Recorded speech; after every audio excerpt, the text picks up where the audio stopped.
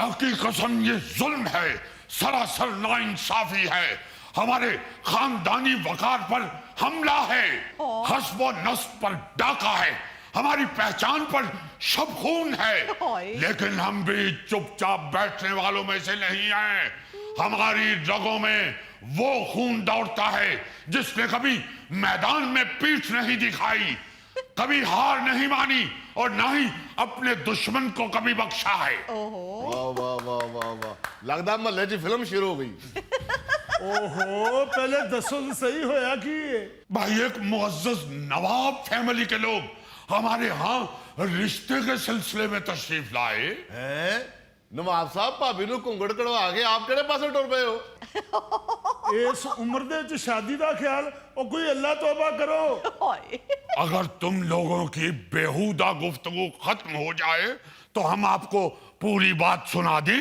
लो असी बेहुदा गुफ्तगू कर रहे हैं तो तुसी केड़ा पीटीवी ते खबरां पढ़ रहे हो? अरे भाई असल में वो लोग हमारे भतीजे, हमारे नूरे नजर, जानो जिगर नवाब खानदान के चश्मो चराग नवाब हशमतुद्दौला के रिश्ते के लिए आ रहे थे। अच्छा, तो छोटे नवाब साहब की शादी करवा रहे हो? ओहो, तो उन्हां दा हिफाजती टीकियां दा कोर्स ते पूरा करा लेना सी। ओ मेरा मतलब है कि शादी हो गई तो बच्चे भी होंगे, खैर ना, फिर वो बच्चियां तो टीके लवाउणगे कि अपने आप नूं टीके लवाउंदे फिरनगे? बाबर मियां, हम आप लोगों को खबरदार कर रहे हैं कि हम इस वक्त मजाक के मूड में नहीं, हमें इस वक्त शदीद गुस्सा आया हुआ है। ना हंजार बुज़दिल दुश्मन जिसने छुप के वार किया है। हालांकि उन लोगों ने बड़े चाव से नवाब हशमतुद्दौला के सिलसिले में बात की थी और पूरी शान और शौकत के साथ शाही सवारी पे बैठ के हमारी तरफ आए थे। अच्छा, और रिश्ता भी तकरीबन पक्का था, लेकिन की शाही सवारी किसे टोए च फस गई सी? तो मेरा मतलब है कि शाही सवारी बग्गी सी या पालकी सी, असी ते कोई चीज नहीं देखी। अरे बाबर मियां, अब बग्गियों का रवाज कहाँ, लेकिन उन्होंने माशाल्लाह स्पेशल नया रक्षा करवाया हुआ था। उस पे वो पूरे जाहो जलाल से तशरीफ लाए थे। असल में उनका रक्षे का वसीहो अरीज अपना बिजनेस है, इसलिए वो रक्षे पर ही सफर करते हैं। अच्छा अच्छा, जिवें हुण तुहाडी शाही सवारी साइकिल है, इवें उन्हां दी शाही सवारी रक्षा है। नवाब साहब, ਅਸੀਂ ਕਿਤਾਬਾਂ ਵਿੱਚ ਤੇ ਪੜ੍ਹਿਆ ਸੀ ਕਿ ਹਾਥੀਆਂ ਦੇ ਉੱਤੇ ਨਵਾਬ ਸਾਹਿਬ ਹੁੰਦੇ ਸੀ ਜਾਂ ਘੋੜਿਆਂ ਤੇ ਹੁੰਦੇ ਸਨ। ਇਹ ਸਾਈਕਲਾਂ ਵਾਲੇ ਔਰ ਰਕਸ਼ਿਆਂ ਦੇ ਨਵਾਬ ਕਿੱਥੋਂ ਆ ਗਏ ਨੇ? बट मियां, ये जो तुमने हमारी नवाबियत पे दब्बा लगाने की मज़हका खेज कोशिश की है, इसका जवाब तो हम बाद में देंगे। पहले ये बताइए कि आपने कौन सी किताबें पढ़ी हुई है? हमने तो तुम्हें हमेशा किताब के कागज के ऊपर नान टिक्की रख के ही खाते हुए देखा है। अबे जमाना बदल चुका है। हमने भी यही सुना था कि भट्ट अपने साथ 5-6 लोगों को खाना खिला के खुश होते हैं, और अब तुम्हारे जैसे भट्ट आ गए हुए हैं जो दूसरे 5-6 लोगों का खाना भी खुद खा जाते हैं। कमबख्त भूखा आदमी। जिस दिन हमारी बेगम साहिबा आलू मेथी बना रही हो, हमारे दरवाजे के आगे खड़े होके लंबे लंबे सांस खींच रहा होता है। बाकी रह गई हाथी और घोड़ों की बात। अगर इस दौर में हम हाथी या घोड़े घर में रख लें तो उनका चारा कौन पूरा करेगा? क्योंकि आप अच्छी तरह जानते हैं कि हाथी भी माशाल्लाह आप जितना ही खाते हैं। हैदराबाद दक्कन में हमारे बड़े वसी और इस आलीशान अस्तबल हुआ करते थे, जहां तुम्हारे जैसे दर्जन भर साइज सारा दिन हमारे घोड़ों की मालिश किया करते थे। लतीफी मियां, छोड़े हाथी घोड़ों को, ये बताएं कि रिश्ते का क्या बना नवाब साहब के? भाई बनना क्या था, आपकी भाभी ने छोटे नवाब साहब की नजर भी उतारी, सदका भी दिया, मगर फिर भी हासिदीन की नजर खा गई। मेहमान हमारे दरवाजे से होके वापस चले गए। क्या मतलब? भाई कसम खुदा का, लतीफी स्ट्रीट में आके नवाब लतीफी के मेहमानों को ही कह दिया गया कि यहाँ कोई नवाब नहीं रहता। ओए ऐसी तो सुन ही नहीं सकते। तो और क्या, हम खुद हैरान हैं और हमें मालूम है कि ऐसी नाजेबा और लुच्ची हरकत सिर्फ एक ही शख्स कर सकता है। किसको सुना रहे हो? नाम लो उसका जिसने ये हरकत की है। अरे क्यों लूं मैं नाम उसका, जरूरत ही क्या है? वो क्या है कि मैं उसका नाम ना लूं फिर भी लोग पहचाने। सभी को मालूम है कि यह किसी घटिया खानदान के फर्द का काम है। अब्बू, लतीफी चचा आपको घटिया कह रहे हैं, मैं अंदर से बंदूक ले आऊं? दे रहने दो बंदूक, हाथ इन लोगों के लिए काफी है। अबे ओ बसों में मुर्ग दाल बेचने वाले नवाब। ओए यानी कुकर दाल है?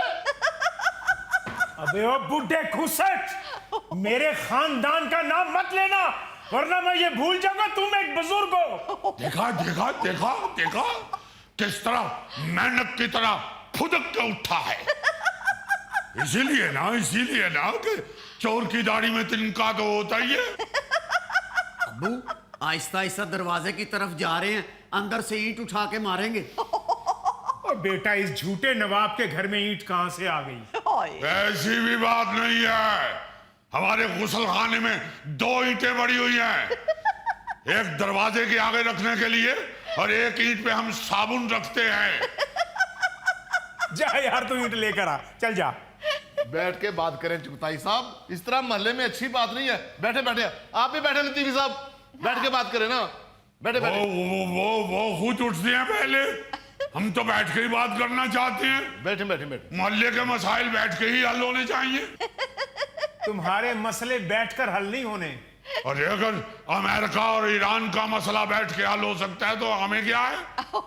जी बिल क्लिंटन साहब, बताएं क्या बात है? ये हुई ना बात। आदमी तुम समझदार हो, मगर तुम और ये तुम्हारा बेटा शैतानियां करने से बाज नहीं आते। ओ हुजूर, कौन सी शैतानी कर दी मैंने? कौन सा आपको पानी वाला शापर मार दिया है? या आपकी मुर्गी उठा के जिबा कर ली है? ओ लतीफी साहब, क्यों बात को बढ़ा रहे हैं? हो सकता है मेहमानों ने जिस आदमी से पूछा हो आपके घर का, उसको वाकई ना पता हो आपके घर का। हाँ। बाबर मियाँ, इतनी भी सादा लोई मत दिखाओ। अरे इस पूरे इलाके में कौन ऐसा शख्स है जिसे नहीं मालूम कि लतीफी स्ट्रीट में नवाब लतीफी रिहायश पजीर हैं? बताओ मुझे, किसी एक आदमी का नाम ले लो। वैसे ये बात तो है। तो और क्या, एक एक रक्शे वाला भी जानता है कि नवाब लतीफी का घर कौन सा है। गजब खुदा का। हमने पूरे पांव पे खड़े होके फखर से उनको बताया कि भाई आप किसी से भी पूछ लीजिएगा नवाब लतीफी का घर कौन सा है, आपको फौरन खुद छोड़ने आ जाएंगे। सही। भाई हम उस वक्त तक सुख का सांस नहीं लेंगे जब तक हमें मालूम नहीं हो जाएगा कि ये जुर्रत किसने की है। चलो, जब पता चले तो मुझे भी बता देना। हम ऐसे इल्जाम अपने सर पे नहीं लेने वाले हैं। हम किसी के बच्चे के बारे में बुरा क्यों सोचे? हम भी बच्चों वाले हैं। नहीं सोचते नहीं हो मगर कर गुजरते हो। तुमने क्या किसी के बच्चों का ख्याल रखना है? तुम्हारे जैसी मखलूक तो अपने बच्चे खुद खा जाती है। ये क्या कहा तुमने? अब्बू छोड़ मुझे साथ कह रहे हो? तुम्हारी ये जुर्रत, तुम्हें इज्जत रास देंगे। तुम्हें प्यार से समझाया, तुम्हें इज्जत रास देंगे। मैं तुम्हें 1000 बार ऐसे कह चुका हूं। लातों के भूत बातों से नहीं मानो। मैं तुम्हें बता दूं। हाँ, मैं सही कह रहा हूं या ना? इधर आ। बस एक मिनट लतीफी साहब, मेरी बात सुने। मैं मानती हूँ आपके साथ ज्यादती हुई है, लेकिन मोहल्लेदारी है, कोई प्रूफ है आपके पास? प्रूफ के बगैर इल्जाम लगाना मेरा ख्याल है गलत है। वो बैठ के बात ही नहीं करती, हम क्या करें? तुम शाम बना रहे हो और मैं बैठ के बात कर रहा हूं। अब्बू छोड़ दे, वो जितनी गर्मी। बैठ जाए। तुम मुझे सांप कह रहे हो और हम बैठ के बात करें? क्यों गुस्सा कर रहे हैं? इतना मदरा सांप होता ही नहीं। बैठे, अब्बू बैठ के छोड़ बात दे, कर। जाने दे अब्बू, बैठे बैठे। छोड़ दे बस। वो बुजुर्ग आदमी है, बैठे बैठे। बुजुर्ग को इज्जत रास ही नहीं। इज्जत तो राज है, आप लोग खुद ऐसी बात कर देते हैं। लातों के भूत बातों से नहीं मानते। देखिए आप हमें भूत कह रहे हैं। चुगताई साहब जरा सब्र करें, आप भी बैठे लतीफी साहब और बैठ के बात करें। क्या जमाना आ गया है, एक नवाब को भूत कहा जा रहा है। आ जाए आ जाए आ जाए आ जाए। बैठे हैं आप, बैठे। आप क्यों चले जाते हैं उधर मेरे होते हुए? तुम्हारे होते ही तो भागना पड़ता है, क्योंकि हमें मालूम है कि तुमने तो कुछ करना नहीं होता। ये तो अल्लाह भला करे बाबर का, अल्लाह ताला इसके कारोबार में बरकत डाले, अल्लाह ताला इसके बच्चों को नेक और लायक करे। आपकी मेहरबानी बाबर मियाँ। आज अगर चुगताई साहब को आप ना पकड़ते तो हमारे हाथों कोई ना कोई कत्ल हो जाना था। नहीं नहीं नहीं, ऐसी कोई बात नहीं लतीफी साहब, महल्लेदार हैं आपके, आपके हमदर्द हैं। कोई आपकी तरफ आएगा तो आपकी लाश के ऊपर से आएगा। लतीफी साहब तुसी एवं दिल उत्ते ला लईए, फिर की होया जे रिश्ता वेखण वाले टुर गए ने? तुसी वो कहावत नहीं सुनी कि एक दर बंद 100 दर खुला? अरे बट मियाँ, कौन सा एक दर बंद और 100 खुला? ये कहावत तुम्हारे खाना मांगने के हवाले से तो हो सकती है, रिश्ते के हवाले से नहीं हो सकती। कहाँ मिलते हैं अब नवाब खानदान के रिश्ते? अल्लाह अल्लाह करके नवाब खानदान का रिश्ता आया था। क्या? हम भी नवाब खानदान के, वो भी नवाब खानदान के। उनके दादा हम और हमारे नाना मुगलों के दरबार में माली थे। वाह वाह वाह, ज्यादती ज्यादती। मुगला ने कदी नवाबानों को अच्छी पोस्ट नहीं दी। अरे बाबर मियाँ, ऐसी बात नहीं है। मुगल बादशाह तो बहुत इज्जत किया करते थे हमारे नाना हुजूर की। जो हमारे नाना थे ना, नवाब गुलशन खान गुलशन, क्या? उनको असल में बागीचे में चहलकदमी करने का बड़ा शौक था। इसलिए फिर उन्होंने नवाबों की ये माली की मुलाजमत कबूल की। वैसे भी ये हमारे नाना हुजूर का खानदानी काम था। हमारे जो पर नाना थे ना, हमारे नाना हुजूर के अब्बा हुजूर जी।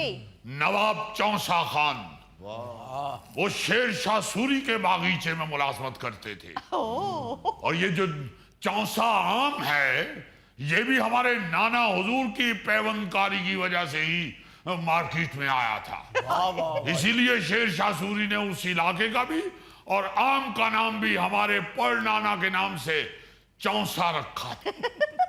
अच्छा, ये आपके पर नाना का नाम था चौंसा। क्या आपके नाना पे मक्खियां भी बैठती थी? अरे नहीं शैतान, उनका नाम था चौसा। तो उनको मिलने के बाद कच्ची लस्सी भी पीनी पड़ती थी। सुनिए जी, अंदर आके छोटे नवाब साहब को दिलासा दीजिए, उन्होंने रात से कुछ भी नहीं खाया। ओ मेरे खुदाया। ओ भाभी जी क्यों परेशान हो रहे हो? उन्होंने किन्ना का खा लेना है। छोटे नवाब साहब ते हवा च भी अपनी खुराक खा सकते हैं। आप तशरीफ रखिए, अभी छोटे नवाब साहब की तबीयत बहाल हो जाएगी। क्या मालूम आपको, सारी जियाफत का एहतमाम आपकी भाभी ने खुद किया था। अपने छोटे छोटे हाथों से इन्होंने पूरे आधा पाव कीमे के गलाउटी कबाब बनाए थे।